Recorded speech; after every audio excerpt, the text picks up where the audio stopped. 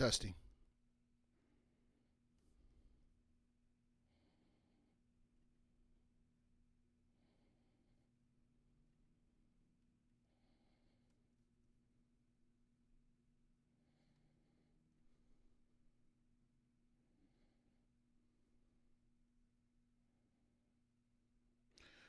All right. I'm back, you guys. Can you hear me? If you got sound, if we got sound, do we have sound? Yes. Hey, that would have been the perfect blooper right there. I forgot to plug the cord in, you guys. That would have been the perfect blooper. Yes. Testing, testing, testing. Isn't that something? Hilarious. Anyway, welcome to the Kilo Bravo Delta Zone, you guys. It's official. Tonight we're going to be talking about backlighting and portraiture with sound. So, yes, we're going to be talking about the importance of it. I'm going to show you some examples. I'm going to run you through just one of the tools that I use when I backlight, how I do it, and just to show you the importance of it.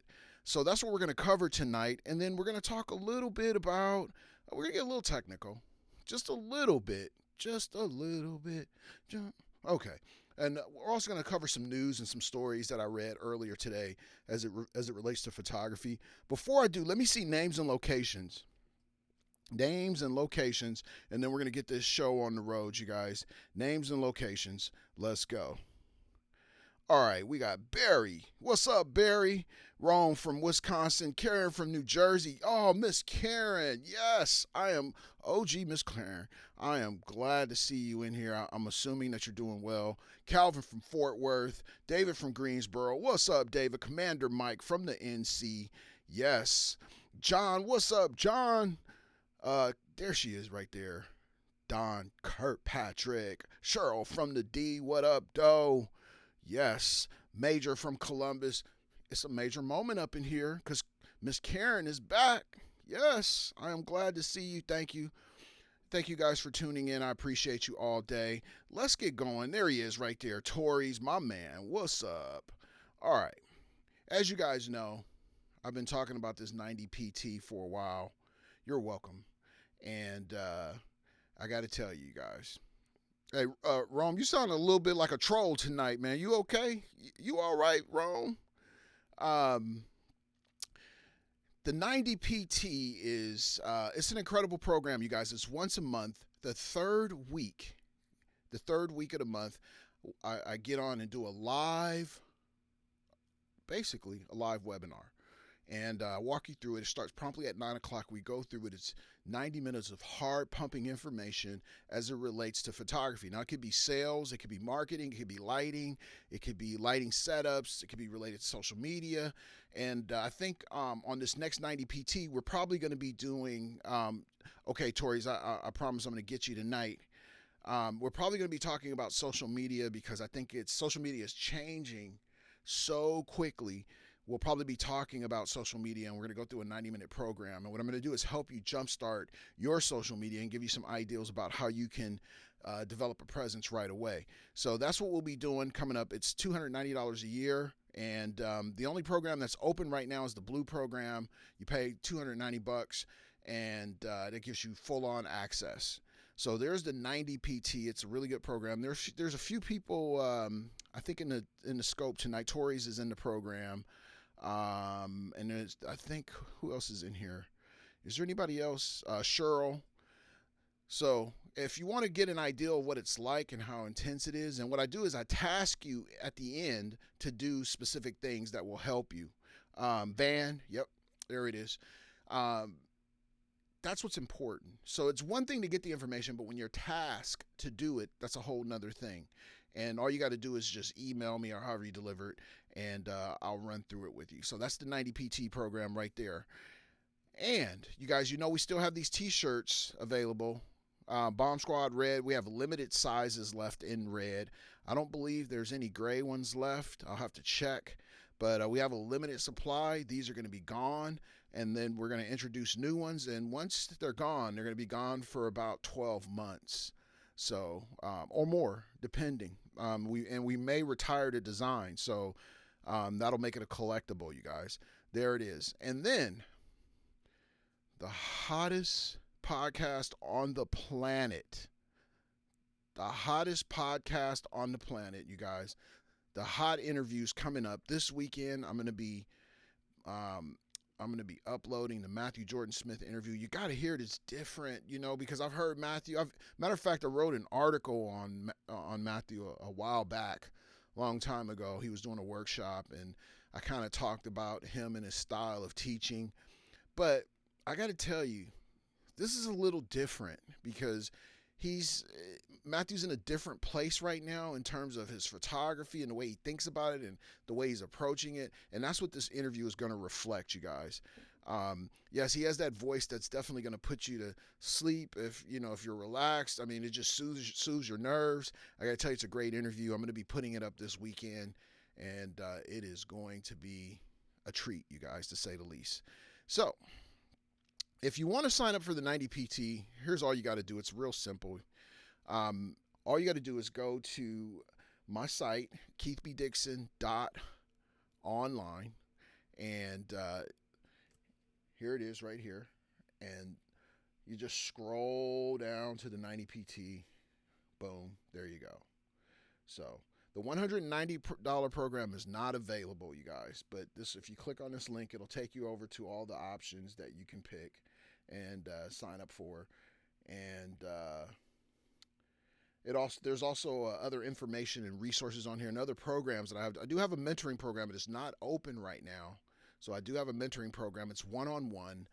It's not open, and I don't think I'm going to open it until after the summertime. So the one-on-one program is a little different. It's a little bit more intense, a little bit more hands-on and personal. That's the difference between that and the 90PT. So that's where you can find it right there. So you just go to live.vasita.com, and that site will take you to that page. So let's dive into. Actually, you know what? We got to talk about some stories first. I got ahead of myself, you guys. I want to talk about photography news and events, and I saw some real interesting stuff today, and I want to share it with you because I think understanding photography news and how it relates to you, it just helps you to make better decisions about kind of what you need to do, where you need to go, how you need to think about things. As you guys know, I do a digital daily, and what I do is I curate stories from a lot of different sources and pull them into one area. And one of my biggest frustrations actually in reading photography news was it was just all over the place, and I found that I was bookmarking a lot of pages and going here. So this is all centralized, and honoring blues and roots music, those photos are always chilling. Just look at them and go, ooh, that photo is dope. So there's another one. But the most interesting one, and I got to tell you, the timing for this in PPA is amazing. Forever 21 and Urban Outfitters sued for $600,000. Those images were copyrighted, so they're in big trouble. And they stole some Tupac photos and did some things and made some clothes. And Danny Clinch, he's, I don't know how many of you guys know who Danny Clinch is? Throw up a Wi-Fi if you've heard of Danny Clinch. He's photographed a lot of musicians and actors, and he does really good work. His lighting is really unique and distinct. How many of you have actually heard of Danny Clinch? Google his name, Danny Clinch. He's an amazing photographer, and he does really good work. But this is the importance of copyrighting your work, because when it goes down, it goes down. And you see, they were pretty reckless, and this is not their first time doing that. So that's another good article to read. And then Brad Pitt's GQ photo shoot with Ryan McGinley. McGinley has a really interesting style. It's kind of like a natural light style. It's really weird. Has a lot to do with motion, and he does a lot of like shirtless photos and nudes, and it's just interesting work, to say the least. On his website, when you look at his photos, he actually takes pictures of his installations and then uses those as his portfolio images. I thought that was pretty dope. So definitely something to look at if you're into any kind of nudes. And then I thought this was interesting too. 10 young emerging photographers still using film. Can you imagine that? I, the work is dope. You have to go in and just see the article. So go to news.fstopitnow or fstopitnow.com. However you get there, you can see the URL and check out those photos, because you would probably think they were digital, but if you know better and you've seen, you've been around film, okay, that's definitely film. That latitude is just tremendous. So check it out, look at the feeling of it, and then look at some digital images, and you'll see why film is so much so much different. And the work that he did. Now, here's another photographer that you should definitely know about, Pete Souza. He worked in the Obama administration for 8 years. He was Obama's photographer, and he did a mock presidential shoot. And I got to tell you, he has a book that was published by National Geographic. You should definitely get it. The candid style that he has, yeah, he's dope. I like Pete Souza's work. It's just, I don't know, his work is just, I can't even describe it. It's just the moment of it, it's just he's just snapping at the right moment. When you see the photos, it's almost like if Obama was thinking about something, you could almost hear it through the imagery. That's Pete Souza, if I had to describe him. So definitely check that out. And then there's some social media articles, 13 social media marketing mistakes. I was listening to Roberto Blake today on YouTube. If you don't know who Roberto Blake is, you should definitely check him out. The guy is a super he's a super YouTuber, and as young as he is, very knowledgeable and articulate with what he says and how he says it, how he argues his points. Today he talked about something called clickbait, and I hate using that term clickbait. I mean, I just don't like it, but I mean, we got to call it what it is. And clickbait is a title, like 13 social media marketing mistakes many beginners make. But when you click in here, the information is so generic, like don't live stream without a title. Okay, well, I know people do that, but I mean, is that such a big mistake? I've done that before. Like really tell me something meat and gravy. They're just regurgitating titles and words, at this point. Choosing the best social media platforms for your business. Clickbait. There are no best platforms. The best platform is the one that works for you. So this is social media marketing at its finest in terms of clickbait. Sometimes if you don't know anything about social media, then this could lure you in and it might do you some good. But if you're out really looking for information and you click through to this stuff, for the most part, you're just going to click right off. Come on, industry, dig deep now and give us something a little bit more. All right. If you guys are with me right now and you just got some value and some understanding and knowledge, put in 5.5 for me. Let's go. 5.5. And I want to pause for some questions going into this next one. So if you have questions, now would be a good time to just pop in some questions. And if you have questions about the content, the courses, or anything that's being offered, now would be a good time. Is that Jocelyn? Is that Jocelyn, the professional photographer now? The mentoring program for event photography. Haven't got a date yet. It will be within the next 3 months for sure. But I don't have an exact date yet. In Detroit. But you will have at least 2 months of notice, at least. And I'm going to tell you, I don't like traveling in the winter time, so it will not be in the winter time. All right. And no, it will be on site. On site. So the event photography course will be on site. Okay, you guys, let's talk about backlighting. I'm going to keep this really simple. And to the point. So backlighting is super important, and it's something that I rarely see in a lot of portraits. As hard as it is to believe. I mean, it's people just don't backlight for whatever reason, and typically the portraits look something like this. And they post it, and they say, hey, look, I created this great image, and there's no separation. It's flat. Now look, the exposure off the front is cool. You know, it's all right. Um, it may look like there's some separation and contrast between my shirt and the background, but not really. There's no separation there, you guys. And I want you to look at this closely. I wish I could enlarge it. There's no separation there. That is a flaw. It is a no pop. It is one dimensional.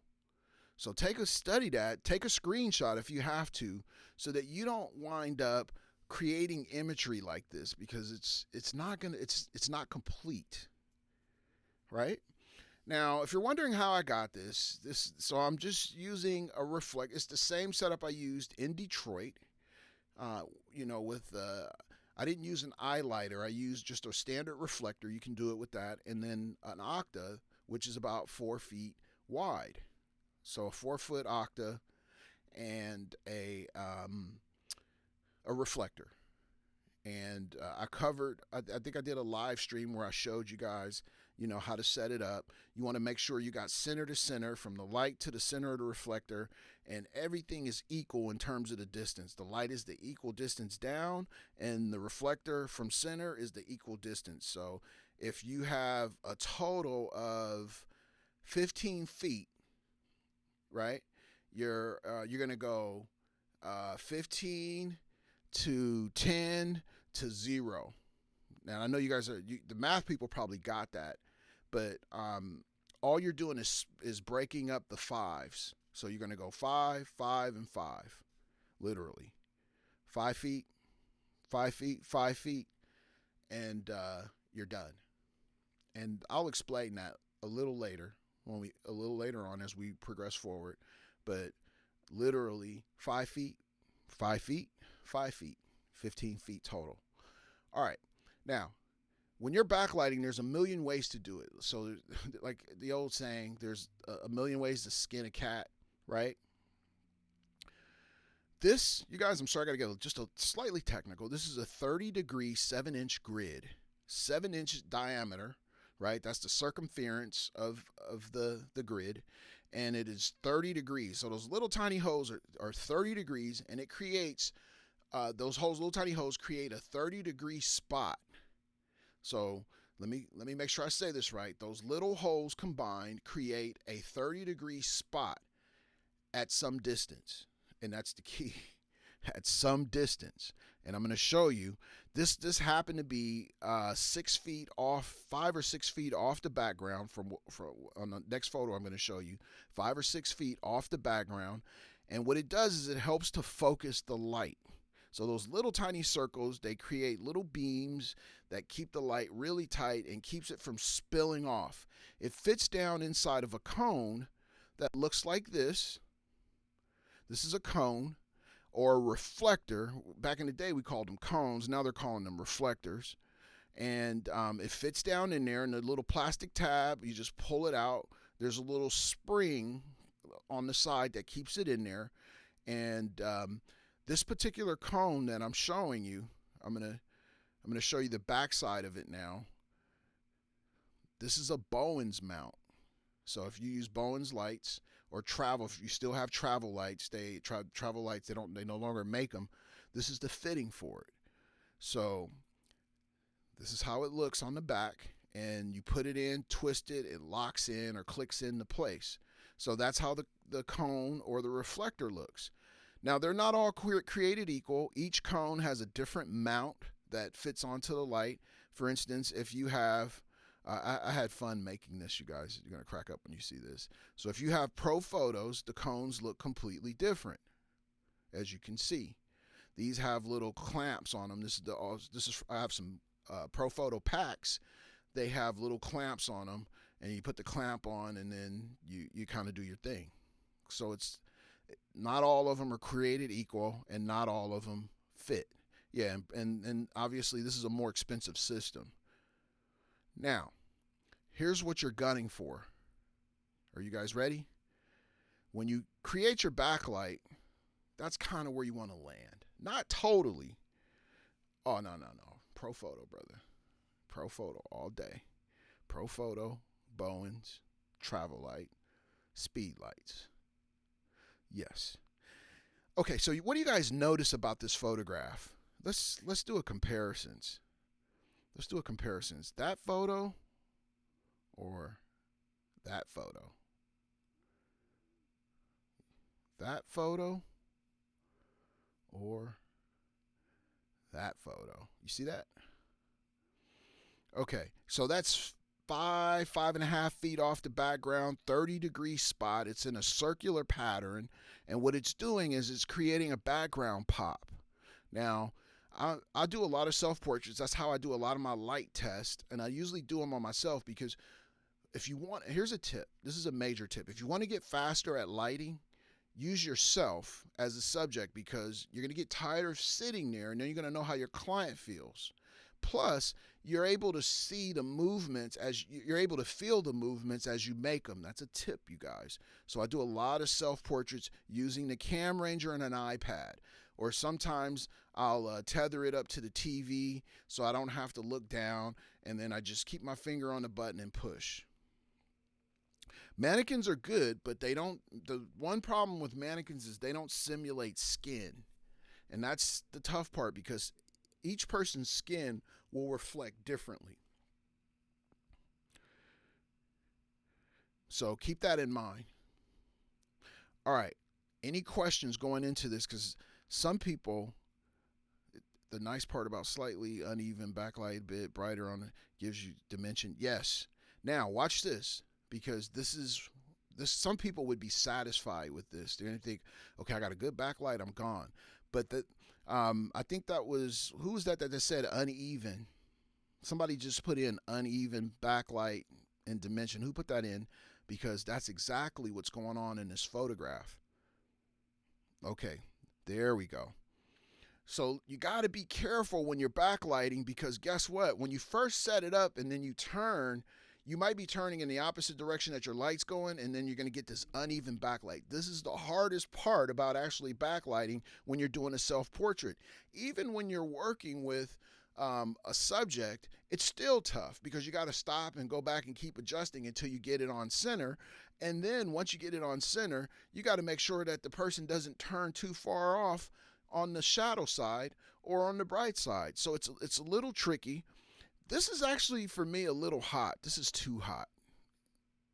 So this is my second shot. This is my first one. I'm going to show you the progression. This is my first shot right here. I just have the light turned off and I bring each light on one at a time. That's the way I learned how to light.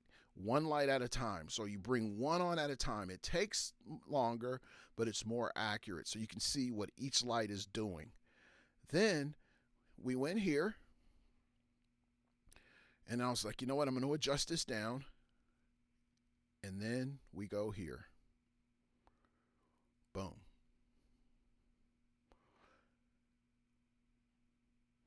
I wanted to just kiss the background just perfectly. This is 7-1. Actually, let me see, 5-6 on the back, 7-1 on the front.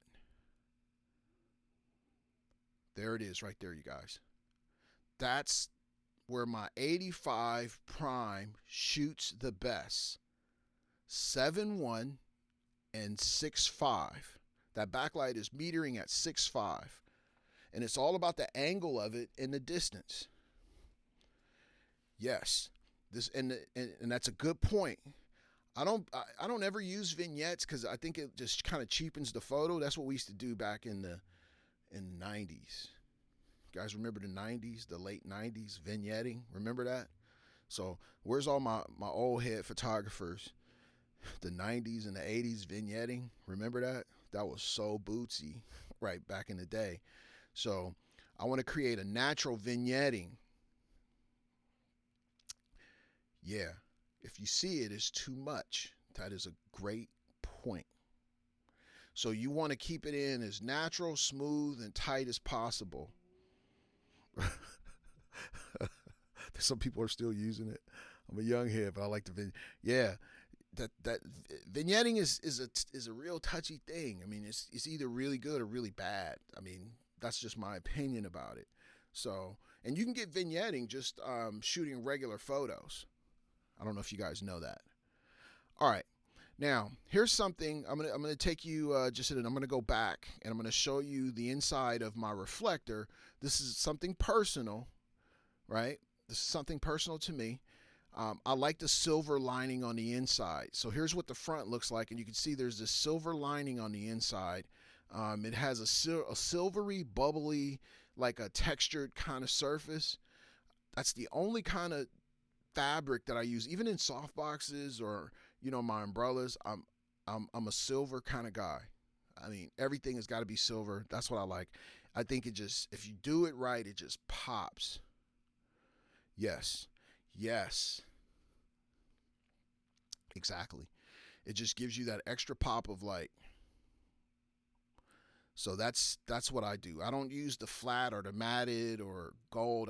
Matter of fact, I'm gonna be totally honest with you. I probably shouldn't say this, but I've never used the gold side of a reflector.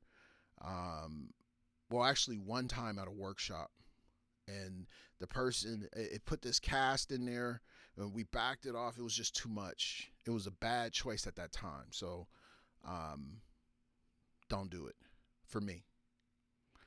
All right. So here's where we land. Do you prefer to light background or rim? Oh, that's a good question, Mike. Because I'm gonna dig into that one right there. Okay. Let me go back for a quick second before we go on to that photo. Now here's the deal. I don't particularly like rim light because most people do it wrong. And I'm not saying that you shouldn't do it, but most people do rim light wrong. It's just overdone, and it doesn't transfer well. So I don't do it. I don't do it unless I absolutely have to. And what you see in my rim light is just separation on the arm, or edge light. Yeah, edge light has to be dead on. Exactly. It's got to be done right. You can't have hard changes. You can't have blown out texture. It's got to be really smooth. So I don't even like to call it rim light. I call it edge light for the most part. Hair light, edge light, separation light. Yeah, that's another old school. And I gotta tell you guys, I'm a bit of an old school type of person, a photographer when it comes to that kind of stuff. I really am. And it's just something that I've embraced, and I don't think I'm ever going to get away from it, to be honest with you. So, some photographers, they like that high key, feel, that high key look, and they just totally go for it. They don't care if they're students or if people are shooting it and they're critiquing it, they'll embrace it. But I just don't like it. I think if you're going to shoot any type of, we'll call it a rim light, if you're shooting any type of rim light, it better be just spot on, like good transfer edge, good exposure. Yes, you're right. You're right. So that's just kind of where I land with it. So I only use it if it's totally necessary. You have to, or feathered light. Feathered light is another one. Feathering is an old school technique, and it's effective. So I feather a lot. Matter of fact, I feather a lot when I'm shooting off camera flash, on camera flash, because it works. Or if you get those hot spots, feathering works really good, and especially if you gobo or cut your light. That's a whole nother story. So, something I want to talk about is ears, you guys. When I got a portfolio review from Ralph Romagera. How many of you guys know who Ralph Romagera is? Ralph Romagera. That name should ring well in your ear. Throw on a Wi-Fi if you know who Ralph Romagera is. Mm-hmm. So Ralph did a portfolio review for me, and he's pretty tough, like super tough. And when he does it, he says things to get you keyed in to things that you might miss. And one of the things that I missed in some of my really good portraits was ears. I was messing them up. And as you can see here, I didn't in this case. This is an image that Ralph scored pretty well. You'll notice he has really big ears. I'm just going to say it. He has big ears and a small face. And when I saw that, I immediately thought, you know what? I'm going to shadow one side to pull attention away from his ears. And I'm going to turn them at the right angle so that they even out, because you either want to show the ear or not. You never want to show like the nub of an ear. You want to show both ears or just one. And so I decided to do that because this is where he photographed the best in terms of his face. And guys like this, he's a tech guy. This is a Silicon Valley company. It was tough to photograph because, one, they wanted that background that you see. Yeah. That background that you see there, that was significant to their company. And I don't know why they wouldn't tell me, but that background was very significant to their company, and they wanted to be photographed there. So I photographed all the employees there. Now, shadowing is very important because you can reduce things in shadowing. You can take attention away. And as you can see, I'm just using a fill flash on the other side and a softbox on the other side.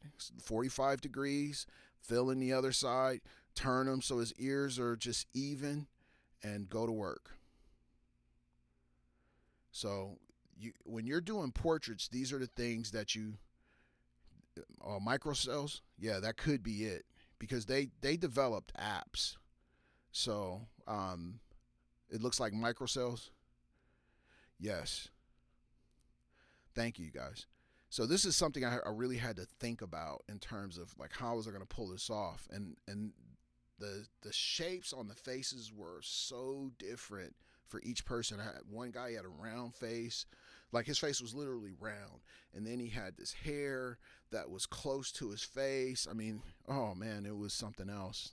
This was definitely one of the most challenging jobs. And then here's another one where I was doing a high key. Right, we had to do a high key, but the difference here, as you can see, he's got a pretty oval face. I got both ears in, and then I just created some shadowing to reduce the size of his face. So shadowing on a high key, that's when you get into just really streamlining your light, is the shadowing on a high key. Shadowing on a high key.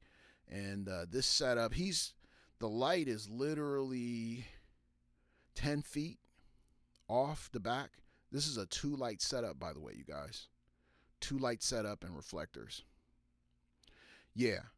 And when I'm photographing, one thing you'll notice about when I'm photographing, I'll push out the backlight on the jacket. So jackets sometimes are really hard to light, especially black on white. It's a challenge. Subject to distance from the background.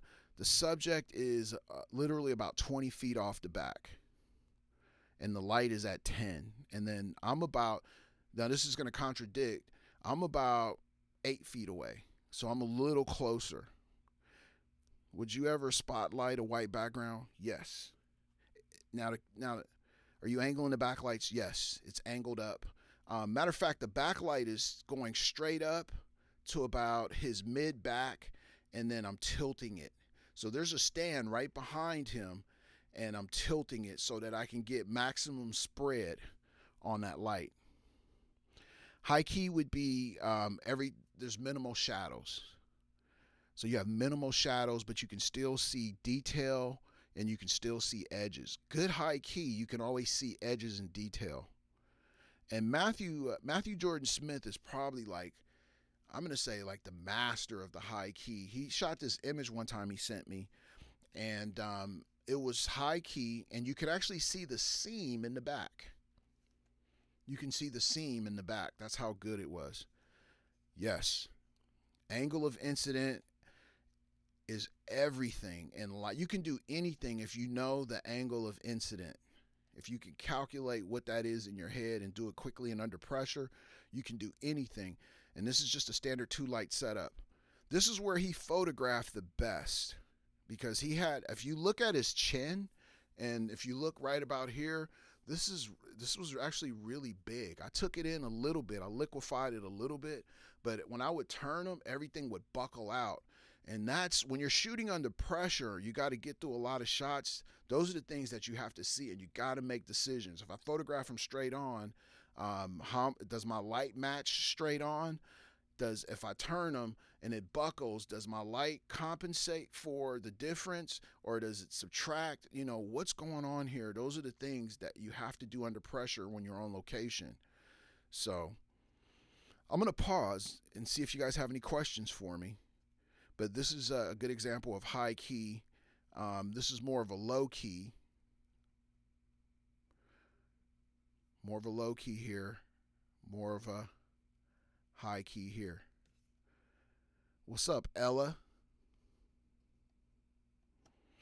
If you guys are just tuning in, Keith B. Dixon, commercial photographer all day, every day. I am a corporate event photographer. That's what I specialize in. Also shoot executive portraits, studio portraits, and large group photos very quickly, sometimes with no light. That's how I do it. How do you get the wrinkles out of a subject's headshot? That's a great question. In this one, you had to compromise the catch lights for the chin. Yes. And, that's a good point. I'm going to talk about both those. I'm going to get to both of those questions.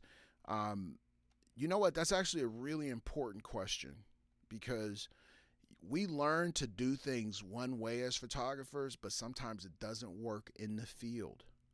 It does not work. You have to be flexible. So you may have to break a rule, and I'm literally saying this. I can't believe I'm saying this. You might have to break or exclude one rule to make the person look better in the photo. And unfortunately, it's not something that you're going to use for a portfolio. If you're trying to pass like a technical portfolio a challenge or whatever the case, it's just not going to qualify. It's going to look great for the client, but it's just not going to qualify for that portrait review or that print competition. You're just basically doing what you need to do to get the job done the most professional way possible. So I want to emphasize that to you guys. Some photographers will go to these classes and they will try to shoot all these fancy styles and these things that they've learned in these workshops in the field, and it doesn't work. It just does not work. We don't have luxuries of picking our models or previewing what they're going to look like. You're not going to meet that person until they walk through the door, and if your light does not complement their face, you're going to be in trouble. Now, as far as wrinkles go, you got to get it done. There's my wife. Hold on, I got to stop for a second. I just got distracted. My wife just jumped in the scope, you guys. She is the sexiest woman I know. I got to tell you, the best wife ever. Where you at? Can you just do some hearts for me? Can you just do some hearts for me real quick? Hold on. Let me see if my wife could just throw me some hearts. She might be driving, so I am blessed. Yeah, there you go. Thank you. Or is that Lamar? Okay, I thought that was my wife. Okay, all right. So anyway, wrinkles. Now I'm going to share this with you. A lot of times, the companies that I work for, they're never going to bring in a makeup artist or hair. It's just not going to happen, right? So knowing that, and knowing that this could be a mature company, there's not a lot of young people. Typically what I'll do, sorry, Lamar, you crack it up, huh? Hey, at least you gave me some hearts, Lamar. Typically what I'll do is I'll use that Hollywood setup, because when you use the Hollywood light, it's designed to reduce wrinkles. And to be honest with you, I don't really like to do a lot of editing to my photos. I like them to be clean, coming right off the camera. And then if there's minor things that I need to touch up, that's what I do. But for the most part, I use the butterfly lighting, and I use it just for that reason when I'm going on location. Sometimes I'll use what I call a modified version of it. That's just two umbrellas side by side, up high and down. That helps to reduce. Yes. Learn that style. If you're shooting on location and you don't know what you're going to get, that's the best way. And if you got to shoot the white sweep, two umbrellas just in closer, 45 degrees, and incident of angle is always going to be important, you guys. I missed that last question. Bring it back for me. I'm sorry. I know it probably took you a minute to type it, but I want to make sure I get your questions. Okay. Even here, here's a portrait that I did for a company. Um, Construction companies are really good because they do retainers because that's what they're used to doing. So I love working for construction companies. This is one. And they wanted to photo for, this was actually the best spot to photograph this shot. I mean, we're in a construction yard, and how can I always agree with someone? Yeah. Well, no, you're right. That's old. Look, the questions you're asking, the points you're making are spot on. Like, that's real. And I'm glad, because what it does is when I'm sitting here and I'm talking, if no one's able to relate to what I'm saying, if you haven't been in the battle, sometimes it's just information going out. But when I have people in the scope, and remind me of your name again too, so I can remind me of your name again. When there's people out there that I can connect with, it just amplifies everything that I'm saying. Rick. So Rick has been spot on with everything he said tonight about the challenges and knowing and understanding the type of light to use. This is all flash based right here. I always shoot with flash, and it's just the angle of incident here again. And as you can see, I got both ears showing. And usually when I make mistakes, you'll see like a nub of the ear. That's when I'm moving too fast. And I do it. I make mistakes all the time, you guys. Still, even with process, I just have minimum. Thank you. Is that Tachi? What's up? Professor Tachi, what's going on? So when I'm photographing something like this, I'm doing foreground, middle ground, background, you guys, and I'm making sure that my flash does not reflect off that back glass. There she is. What's going on, Professor Tachi? Hey, throw her. Matter of fact, let me stop the scope real quick. Thank you. Oh, you know, you know. Let me stop the scope real quick, you guys. I want you to throw Tachi some follows because here's the thing. You guys know I'm real sparse about, when I say follow somebody, right, that means I've probably been on their scope and seen the content. Tachi does like entertainment, news, and technology, and just stuff. It's produced and it's done well. She's a professor, right? HU all day. She just does a great job, you guys. So make sure you follow her. I guarantee you will probably make it through the entire scope. Guaranteed. If I can do it, because my attention span is just as long as, I don't know, it's not long at all. But definitely check out her scope. All right, so there we go. Now here's another one. This is client inspired. This is a client inspired portrait. And as you can see, I got both ears showing, right? Best way to get construction company jobs. You're welcome, Taji. Okay, let me pause for a second. I would actually solicit them, and I would solicit them with solutions. Like, are you documenting? I would create, here's the media I would create. Are you documenting your construction jobs?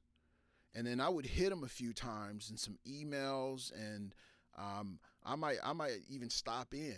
And I'm keeping it real with you guys. This is what I do, right? I'm going to go into the office and say, hey, I just wanted to drop in. They might say, well, we're not doing any photography. We work with a photographer now. Well, let me leave you with this information just in case that photographer is not available. This link will take you directly to the work that I do that's related to everything that you guys do.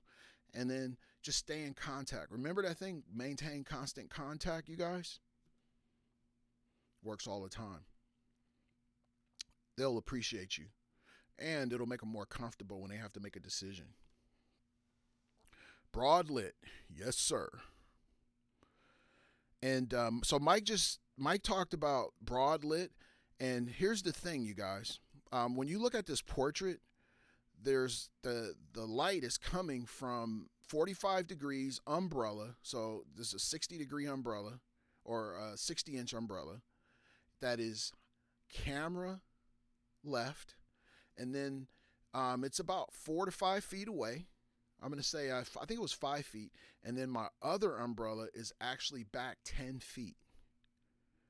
So it's two umbrellas, two 60-inch umbrellas. One is back 10 feet because I want to create dimension, because that wall is pretty flat and I don't want the image to be too flat. And you'll see that there's probably like a third to a tenth stop of difference from the left to the right. Those are the small differences, you guys.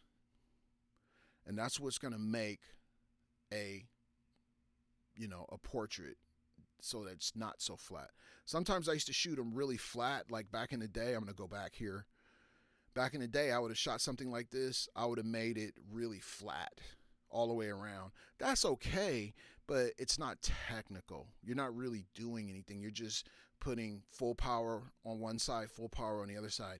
But when you start getting into ratios, 2-to-1s, 3-to-1s, 5-to-1 ratios, where you're just into, deep contrast, that's when photography becomes real. That's when you become like, pushing at your lighting. All right. Whew. How was that? How was that for you guys? One more time. Have you ever used a large modifier for the background? Yes. That was that question. Thank you, Major, for putting it back in. Yes. How large? 8-foot octas, 10-foot octas. Those are, I'm trying to think. I used to photograph for, back in the day, you guys, I've tried just about everything. And even fashion. I shot a couple fashion campaigns, just all kinds of stuff. One of the reasons I would use something like that is because I just wanted to get, I like to call it a kiss of light. So I want the pop in there, and the bigger the light source, sometimes not only do you get softer light, but you just get more natural looking light with a big light source. They're complicated to manage in a lot of cases, especially, and they're expensive. But if you have a production, it's just going to be part of the game. So that's, oops, you know what, you guys? My bad. Let me see. I didn't even check YouTube, but we're there. Okay. So I got one person on YouTube. The one problem I see constantly is, I just missed that comment.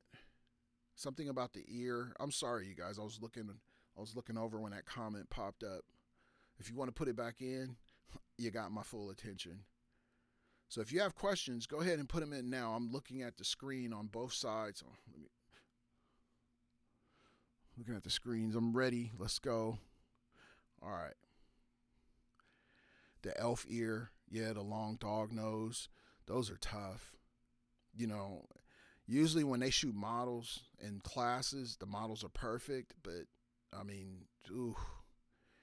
or uneven eyes, those are a challenge. Because sometimes they say put the big eye to the back and all that kind of stuff, still doesn't work.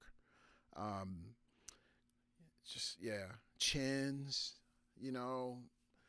stretching them out, chicken necking them, and then dropping them, just to get one photo without the chin dropping. Bags under the eyes, just getting those just right. Those are some of the challenges. This is also another challenge right here. I'm going to show this to you guys, and then we're going to get up out of here. Look at his forehead. Yep. Look at his forehead right there. Look at the distance between his brow and his hairline versus the rest of his face.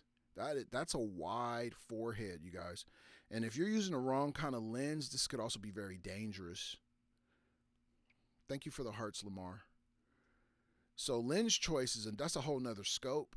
But lens choice is incredible. There's this one photographer, I can't think of his name. That's all he shoots is wide angles.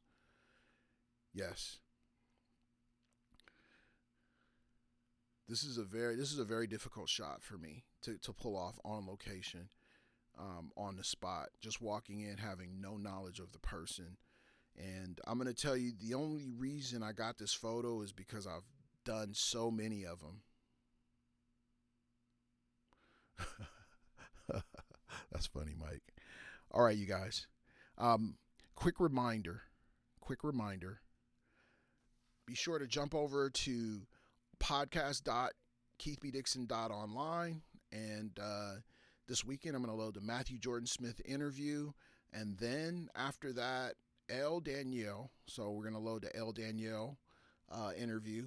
And then I think I'll probably end with Ralph. We got Terry. So we got a bunch of, yeah, there it is right there. Thank you guys. And thank you if you're watching on YouTube. Sorry I neglected you. But you know, the Periscope crowd, you know how it is. They ask a lot of questions, a lot of good ones, a lot of tough ones. So, yes, be sure to check it out. Hey, I put up a quick OBS slideshow of some work.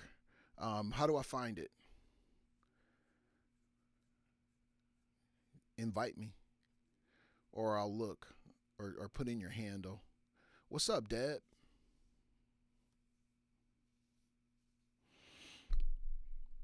All right, you guys, I'm going to get up out of here.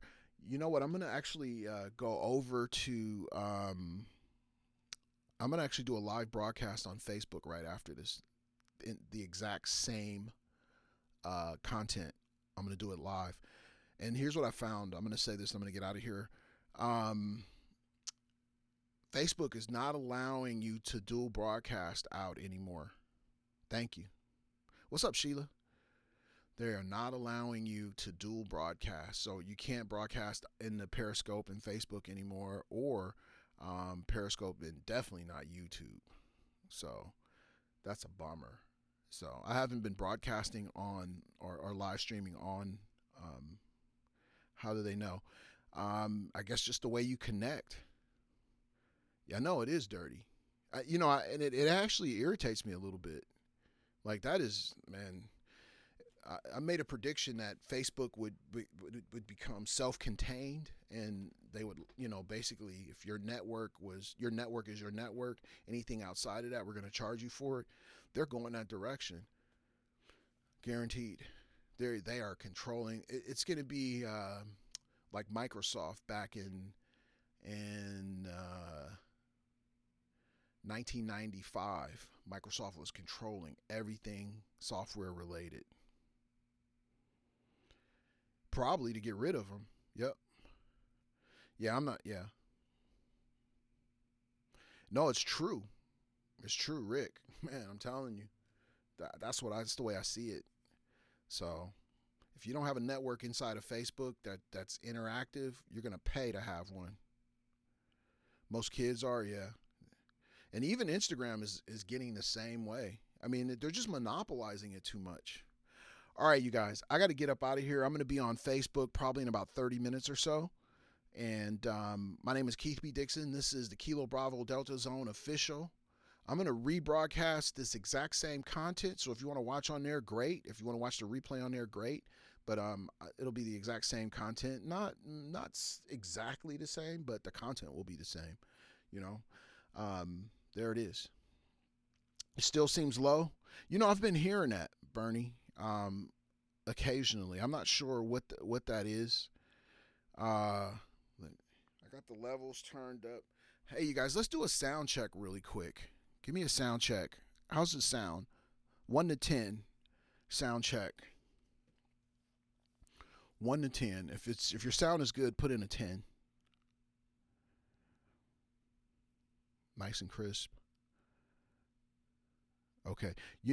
Bernie, that could be the connection too. It could be if you're throttled back, that could be it. You just went from 7 to 9 using headphones. Yeah. This audio thing has taken me about 6 months. Still on the low side. Okay. 9. All right. You guys, I'm definitely going to work on improving it. All right. I'm going to get up out of here. I'll see you on Facebook if you want to join me. Clean, no echoes tonight. A little low, bump it up. Okay, I'm gonna definitely work on it, you guys. It seems low. Okay, you don't have headphones. Okay, you guys, I'm gonna work on that and make sure that I'm doing everything on my end to make sure that the audio is perfect. Because I know if I was on the other end, I'd be frustrated too. Like, it turns up, I can't hear what he's saying. So yeah, I'll definitely work on that and make sure. All right, you guys, Thank you for watching. Keith B. Dixon, it's official. Welcome. If you just got in, goodbye. If you've been here, Keith B. Dixon, official. I'll talk to you guys later. Peace.